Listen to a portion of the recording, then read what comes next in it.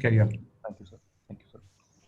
Thank you, Dr. Parikshit, for that lavish praise, which I think I don't deserve. And I'd like to thank AIOS at the outset. And also, is my sorry, is my armor Yeah, slide yeah, yeah, visible? carry on. Everything is visible. Yes. I'd like to Yeah, we thank can hear AIOS. you. Thank you. I'd like to thank AIOS at the outset, and in particular, Partha Bishwas sir, for actually giving me this opportunity. I actually had just one case to present, but during the course of the discussion of the last case, which was, I think, excellently presented by Dr. Alok, I added a second case. I took that liberty, so apologies for that last minute addition. I'll make sure that I finish in 4 minutes since my original case was just a couple of minutes. So this is actually case one, which was supposed to be the original case. So a 54-year-old male who was a type 2 diabetic for 10 years on insulin for those 10 years and on oral hypoglycemic for 10 years and was recently started insulin 3 years back. He complained of decreased vision right eye since 1 month, which was associated with redness.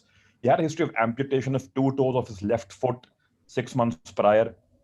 Also had a what his records actually showed a left uncomplicated phaco plus IOL 2 months ago.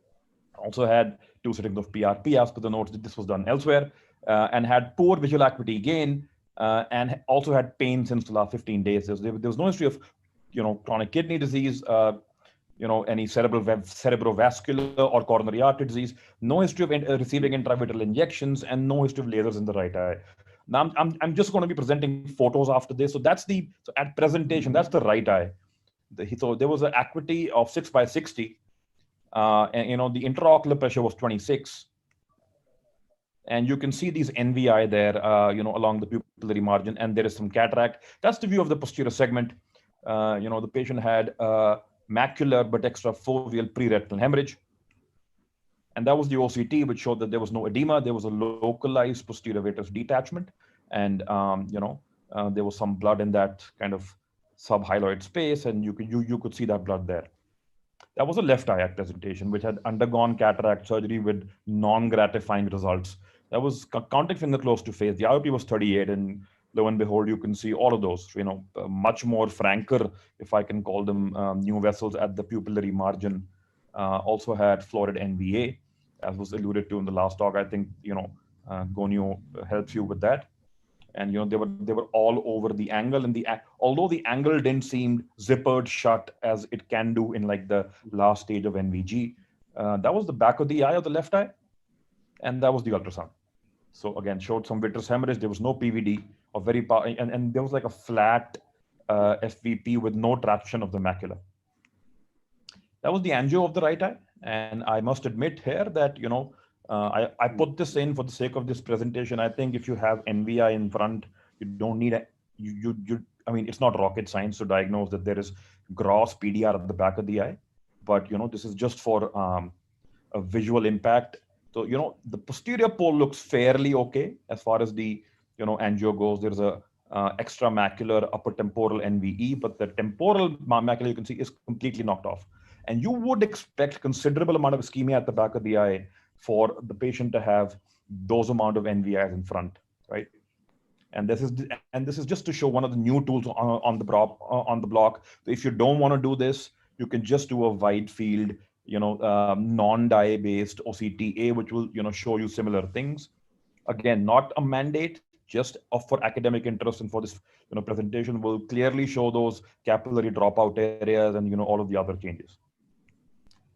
So what this patient actually underwent was so I did extensive right eye pan-retinal photocoagulation first sitting right on that day, and did a random blood sugar, and there was some discussion regarding the choice of anti-VEGF. We at our center have not been giving intravitreal bevacizumab for close to 4 years now, and since economics come into them, our the Intas biosimilar Razumab for me, at least for for these pre-op diabetics, PDR with your NVI is my anti-VEGF of choice. So that's what was done. And a week later, I completed PRP in 2 sittings for this eye. The left eye was started on anti-glaucoma medications and cycloplegic same day, and there was prompt. The emphasis was on promptly getting a clearance from the physician, because the person had actually undergone a couple of sittings of PRP in that eye, albeit it was inadequate. Despite that, the quantum of ischemia at the back of the left eye was so much that they were NVI and was vitreous hemorrhage and a little bit of traction. And I did not, as has already been discussed, you can't inject without getting physician clearance because you don't want a crunch phenomenon to occur. Although I think in this it was a little less of a concern, but getting a clearance was the mandate, which luckily we got. And I injected intravitreal Razumab, again my anti-VEGF of choice in PDR HRC cases, and waited a little longer. Hello. Yeah. Yes. Fine. Yeah, carry on. Carry on. So, and I waited a little longer than usual. Normally, I wait about 3 days post, anti-VEGF, but I waited 5 days because I wanted, there's no data on this, but it's just my preference. If they have that flowed amount of new vessels in the iris and the angle, and then went ahead with PPV. The right eye underwent, phacoemulsification a couple of months later, and this is just the last slide of this case. So this is the right eye, at the end. And one thing that needs to be highlighted is you saw the cataract at presentation wasn't that dense, hence we could get that good quality photo and that fluorescein angiogram. Couple of months down the line, these cataracts tend to progress a lot faster than what your routine age-related senile cataracts would. And by the time we reached this stage, there was close to just about no view of the fundus, very faint view, but he did fairly well after cataract surgery, and that was that.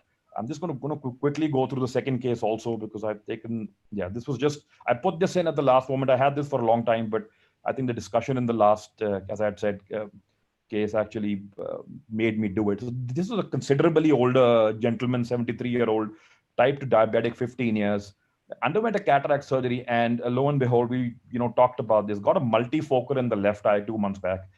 Grossly dissatisfied, went from one place to the other, which I'll be highlighting in the next 4 slides, and was advised multiple times to undergo right eye cataract surgery with a multifocal IOL to get rid of his symptoms. So that's center one. This was as per the nose he was carrying. The IOP was noted to be 34, 32 right and left eye, was put on maximum anti-glaucoma medication therapy, including Diamox, and was advised multifocal at that sitting. Went to center 2. Then they noticed new vascularization in the angle. Someone was smart enough. They did a gonio. The intraocular pressure was 8 and 10 since he was on oral Diamox and all the AGMs. He was advised to continue same treatment, but advised multifocal IOL one more time. This is case. He went to center 3. At this point in time, he had, again, this is what his note said, and they said that there's no NVA. And there's just NPDR DME, and was invited to write phaco with foldable IOL, and they said no, we were not going to put multifocal IOL for you. And this is finally center 4 before coming to us. So this is so he had a best corrected visual acuity 612, counter finger 1 feet, IOP 19 in the right eye, and left eye was raised. And it said in the note that the patient had missed the that day morning dose of Diamox. Both eyes had florid, as per what they said, iris neovascularization, and was referred urgently to us. And that's what we saw when we saw, so that's your routine magnification slit lamp exam, right? 20/40 both eyes was at this point in time on oral capsule, IOPAR SR, and a couple of AGMs. Left eye had that. That's the back of the eye, right and left. That is the front of the right eye. You can see those NVIs there. The cornea is clear, mind you, and that's the front of the left eye, which has the IOL, and you can see those very clearly visible in a non-dilated pupil INVs, and that is your multifocal IOL in that eye. And that's what the fundus showed. Had a little blob of hemorrhage there. That's what that showed. The back of the eye, at least on the wide field imaging, doesn't look that bad. The angio will tell you a different story because there is new vascularization of the disc. There is quite significant capillary dropout in the periphery and multiple NVEs. Which leak in the late phase. The right eye looks a lot lesser, and you must understand that anytime PDR or anything gets kind of complicated by even an uneventful cataract surgery, the quantum of the background diabetic retinopathy, be it PDR or NPDR, will increase. So hence the left eye, in my opinion, showed a much advanced picture, and that's what the right eye showed. So a small NVE doesn't look all that bad. For lots of people would just call it a non-HRC PDR if they would not look at the NVI in the anterior segment. So the quantum of ischemia was considerable, and again was managed with both eyes, extensive pan-retinal photocoagulation. The left eye also sorry, received the anti-VEGF. The right eye did not, and the patient eventually did fine. Thank you. Thank you, Mohit, for excellent presentation. And also the second case, I think, has a lot of messages for the anterior segment people, because you see, this story is not uncommon, that cataract surgeon rushing for IOL surgery. You see, the fact that you had very nice angiograms itself proves that there's no rush for cataract surgery. The quality of the angiogram which you showed, the NVD, NVE ischemia very well visible. So what to talk of multifocal, I would suggest to all cataract surgeons, don't hurry up. Patient already has NVI, NVG. So rush should be for PRP, aggressive PRP in both the eyes. And like Padmaja was saying, right till up to maybe beyond vortex vein and up to ora serrata, then only this patient will have good quality of life all through his life. And if anybody does cataract surgery, I think they'll be doomed for the patient. So message for cataract surgeon is, do not rush at all, especially in patients who have NVI, especially in patients who have so much ischemia. Let the job of PRP and laser coagulation be completed. That is, I think, the bigger messages compared to the first patient you had. So this case is now open for discussion, and we have point. Yeah, one second. Dr. Kim and Dr. Prashant and Dr. Giri will be discussing. Yes, Nati, what do you want to say? No, I just wanted to say quickly, excellent cases. Yeah. 2 important lessons which I resident is to make a note in diabetic patient, no rubiosis as also a finding after central lamp examination, which is very important. I think it's really found out. And then the wide field angiography shows the capillary dropout, which we have to keep it in mind, whether you have a wide field or not. And the other is, I actually tend to use, if there's the NVI, to do anti-VEGF and then do the laser also. Yeah, I think we'll discuss that. I think Saurabh already pointed out about gonioscopy in all diabetics to mention. You have emphasized that it should be mentioned. If it is not there, also mention that it's not there. That is again point well taken. So Dr. Prashant and Dr. Giri, please. Yeah, Prashant, I think you take the lead. You have not been, Prashant? I mean, yeah, you've been very quiet. Prashant is listening to music something. Prashant? आवाज नहीं आ रहा है. Very nice cases. I think I'm glad that the team has included this combination of cataract with NVI, because the thing is that, I mean, unlike a CRVO with an NVG in a proliferative diabetic retinopathy has got very good visual prognosis and is a medical emergency. I tell in the hospital, it's a medical emergency. Treatment should be started the same day, within a few hours. You shouldn't delay it. Don't ask the patient to come, and don't delay doing, fluorescein angiography, this, that, and all that stuff, and delay it by days together. So the patient comes, it has to be, Prashant, please. Yeah. Am I audible, sir, now? Yeah. We're waiting to hear you. Oh, sorry, sir. In fact, I was learning from all of you greats over there. The thing is, not uncommon is this presentation where we see a new vascularization on the iris. Carrying forward the last discussion when we had in a last case over there, that you have a cataract, you have a minimal vitreous hemorrhage, and it is an unlasered eye. Usually the tendency is to wait for the hemorrhage to clear and cataract to permit the laser. And many a times we land up just waiting for the cataract or the hemorrhage to permit us a laser. And so in such cases, at least in unlasered eye, at least for most of the retina surgeons and anterior segment surgeons, the message should be minimal vitreous hemorrhage in a cataract, having a cataract associated with it. It is not prudent enough for us to wait for a longer period of time, even if it means a minimal vitreous hemorrhage. Now coming to Mohit's case number 1, that is right eye. NVI, yes, he did a wonderful job. We are very aggressive in our center that the moment we see NVI, especially if the pressures are high, what happens, the anterior segment surgeon refers it back to the posterior segment surgeon saying that it's your job.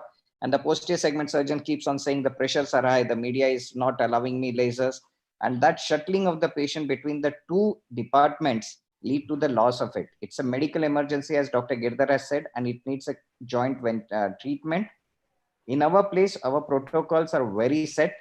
If the media is permitting, fire the laser, blast off the retina, maybe 3 to 4,000 shots or whatever be.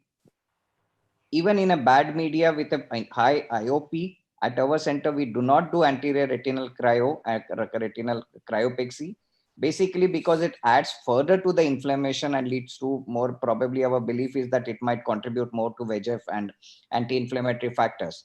So we try to do it with lasers. If laser is not permissible and the pressures, in spite of maximum medications, are not giving you an opportunity to reach out to the posterior pole, just plain anti-VEGF is not going to help. Here you have to combine it a cataract surgery along with an anti-VEGF treatment. And many a times, if we see that the patient has been having a persistent high pressures of 30, 40 plus, we might even do a vitrectomy. So it would be a combined procedure where we do phacoemulsification with IOL with a vitreous surgery. And glaucoma procedure, depending whether he should be given a trabeculectomy with anti-metabolite or a glaucoma wall, depending upon the evaluation by this. So it means the carry home message is you have to be very aggressive. You cannot afford to wait for the IOP to come down in such cases. Otherwise, you will lose the eye. So, Prashant, you do all these four together, like cataract and glaucoma and vitrectomy, and or you stage it?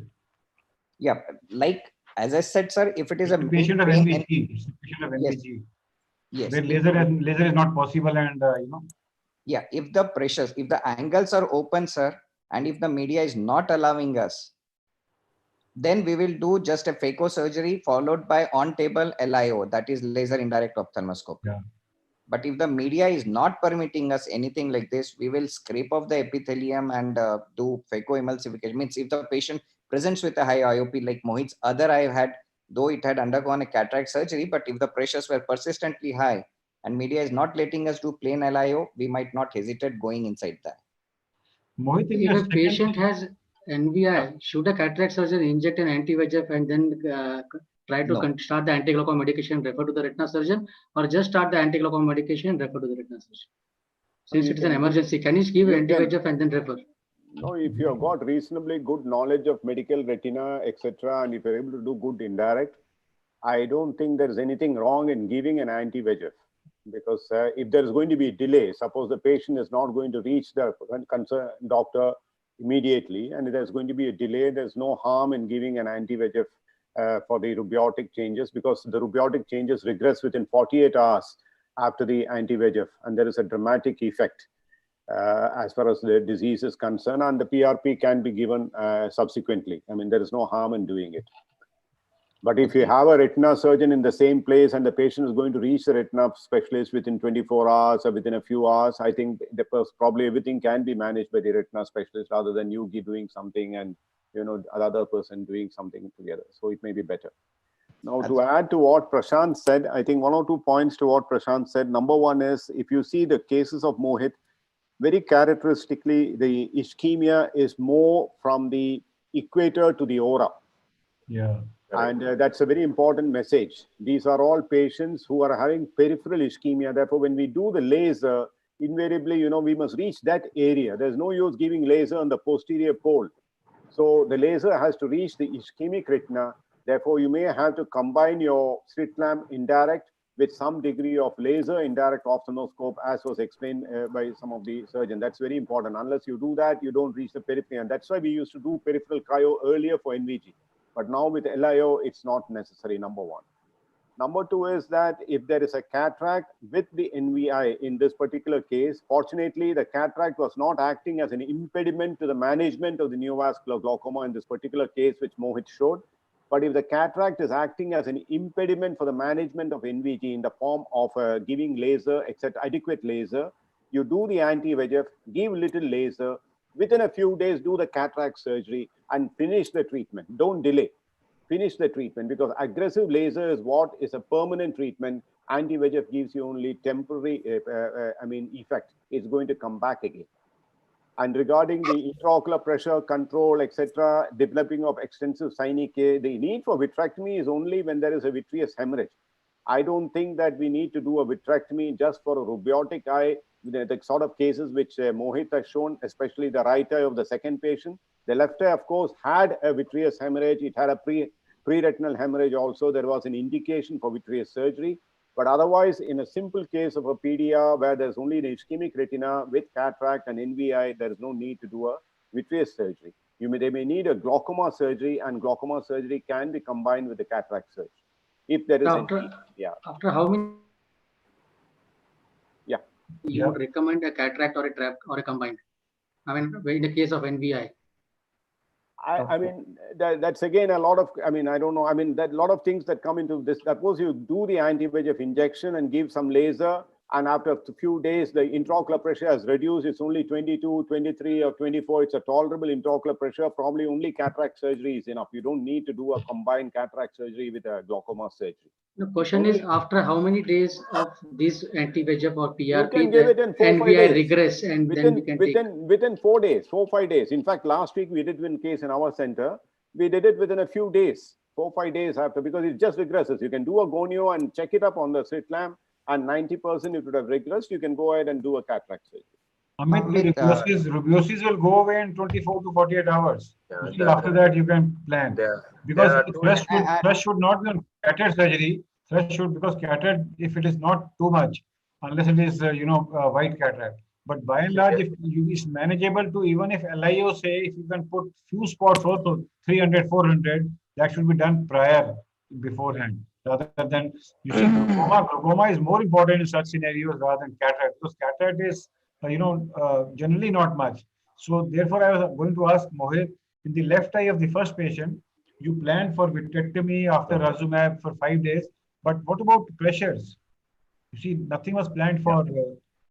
Yeah. So again, sir. So that was actually managed in consultation with our glaucoma people, and because that beautiful angle photo was actually courtesy them, and because they actually if they're able to, if the cornea permits, and so in so-called early NVG cases, they're able to manage a good gonio, indentation or otherwise, and they're able to, and they're fairly confident that the synechial closure, the so-called zipper closure, which happens all just about 360-degree in these patients, hasn't set in to the extent that they feel would warrant urgent anti-glaucoma, glaucoma filtering surgery. Then again, they also want to give 5 to 7 to 8 to 10 days of because this patient wasn't on any kind of anti-glaucoma medication prior, so they want to give a trial, and this wasn't the stage 4 of the zippered closure of the. But believe me, Mohit, these patients don't do well with medications. Ultimately, surgery is required for glaucoma in such patients. Let's hear Pramod Bhande. He was, basically, also looking at the pattern and having what Dr. Girdhar also mentioned, that anterior segment is much more involved compared to when you look at the posterior pole. Unfortunately, he got a good picture there. There are not many changes. I would like to rule out ocular ischemic syndrome as well in these eyes. That is also, you have to look at it. You need to investigate this patient for that. Because considering amount of iris neovascularization you have, and practically posterior pole is almost normal. So, and your periphery has shown very well. I think I would definitely need to rule out. As far as cataract surgery is concerned, see, there are two issues. When you have active rubiosis, you are bound to have hypema, bleeding during surgery, and that's the practical difficulties you have. So that part you can easily take care of. Anti-VEGF you inject within 24 to 48 hours. Vessels will regress, and if necessary, you can cataract surgery. But as rightly everybody talking about, that is not a priority here. Another practical difficulty is if IOP is high with the maximum possible medication, and again operating cataract in that scenario, you are risking of, again, you are having a suprachoroidal and all these issues. So you need to give time to bring the pressure also down. So cataract take little bit second step. Priorities: get your neovascularization under control, get your IOP under control. Of course, it permits. And then, meanwhile, you add on some laser, even 400, 500 bus, whatever, as much you can. And as media keeps on clearing, see, as IOP goes down, comes under control, media also become clear, cornea clears, and you keep on adding some more laser if necessary. Dr. Bhalla, glaucoma approach in such patients, any comments? Yes, sir. That's what I like. They're saying that glaucoma in such patients is usually intractable. I Yeah. think after you have given anti-VEGF, we need to, the second important step is to bring down intraocular pressure. Cataract can definitely take a backseat Yeah. because the pressures definitely have to be brought under control. And then once pressures are, lasers can be done and the patient can be continued on anti-glaucoma medication medically. But usually such patients do require surgery. So depending on the extent of neovascularization in the angle, these patients usually land up with the glaucoma filtering surgery, either with the mitomycin C. Yes, Mohit, last comment from you. Just had one thing to say, sir, if time permits. I think rightly pointed out by Pramod sir and Padmaja ma'am in the chat box also regarding Ocular ischemic syndrome. Yes, Right. and just had one thing to make, so that normally we associate diabetes with microvascular complications because diabetic retinopathy is a microvascular complication. Yeah. So we talk about nephropathy, retinopathy, and neuropathy, the triad, but it also has macrovascular complications which are responsible for a lot more mortality. So they get cerebrovascular disease, coronary artery disease, they get ischemic foots, diabetic foot, and this patient had amputation 6 months prior. So patients who get amputations have diabetic foots, and not just the regular ones which get away with control of blood sugars and regular dressings, but actually requiring, with turning into gangrene and requiring amputation, have a much higher frequency of getting severe PDR disease and absolute knockoff of the periphery, as was seen in this eye, because I believe that's similar to a macrovascular thing on top of the microvascular that is being added.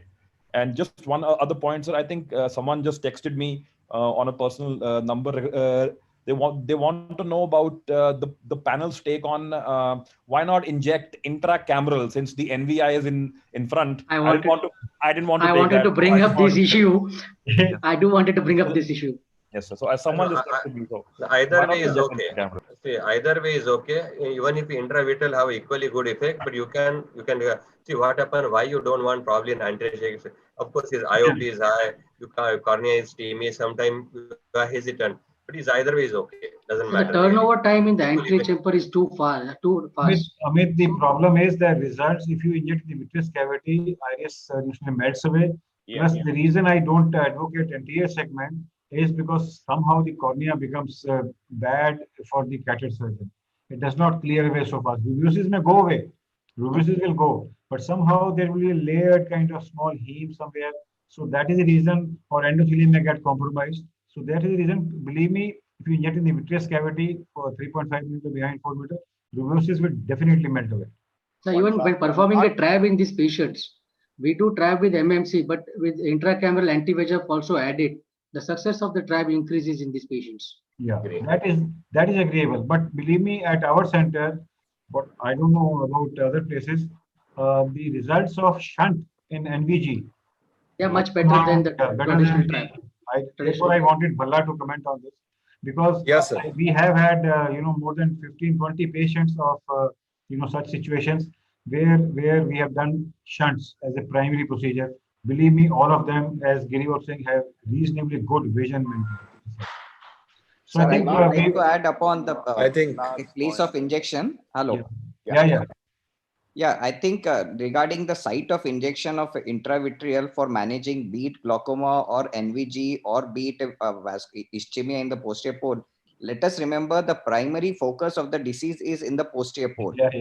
And so the intention, you have to inject into the vitreous cavity because you're not only going to do trap, but you have to hold back the posterior pole ischemia by meanwhile you bring down the pressures for the retina surgeon. So that is why, Amit, it should be predominantly only in vitreous cavity. No, I'm talking when we are doing a trap, you are given an anti-VEGF intravitreal, but when we are doing a trap with MMC, do combine with anti-VEGF in the anterior chamber, so the success of the trap increases. Another take-home message was rightly pointed, everybody was after the other eye multifocal IOL. A take-home message for all the cataract surgeons, please don't go for a multifocal IOL in the other eye. It is not to be put. And again, the question I'm putting up in the chat box, taking into consideration the amount of diabetic patients we have, should we encourage multifocal IOL in all the diabetic patients, even though if they are not having diabetic retinopathy at the time of examination? I would request your panel to answer this. One of the contraindications or relative contraindication for the use of multifocal is macular disease. Actually, this was told to me by a my daughter is just writing an examination. So she told me that one of the relative contraindications, apparently multifocals don't work with when you have macular edema, because one of my buccal patients who had a 6/9 vision after the buccal surgery had a cataract done recently, about 2-3 months back. And after I asked him to get the cataract and come back. But after cataract, his vision, he has put a multifocal and his vision is not improving beyond 6/24. So I was just wondering, and my cataract surgeon said that he said beautifully done and all.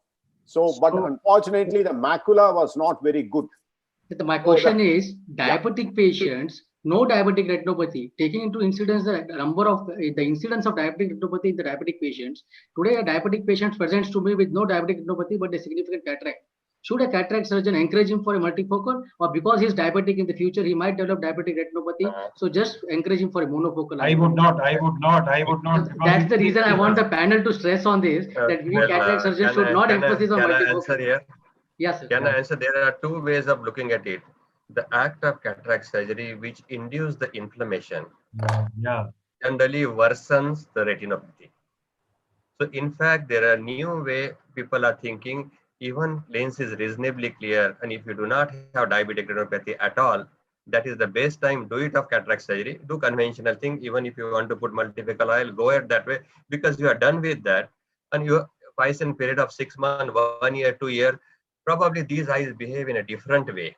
See, if diabetes is not under control, later on they develop other issues, that's a totally different. But cataract surgery per se related complication, which you have immediate or that early late post-operative period, like a 1 month, 2 months, up to 6 months you talk about, that part you have taken care of already.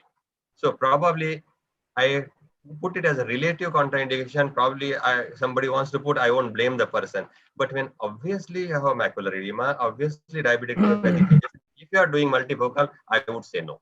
You see, let the message be broadly speaking no. Yeah, So let's move on. I think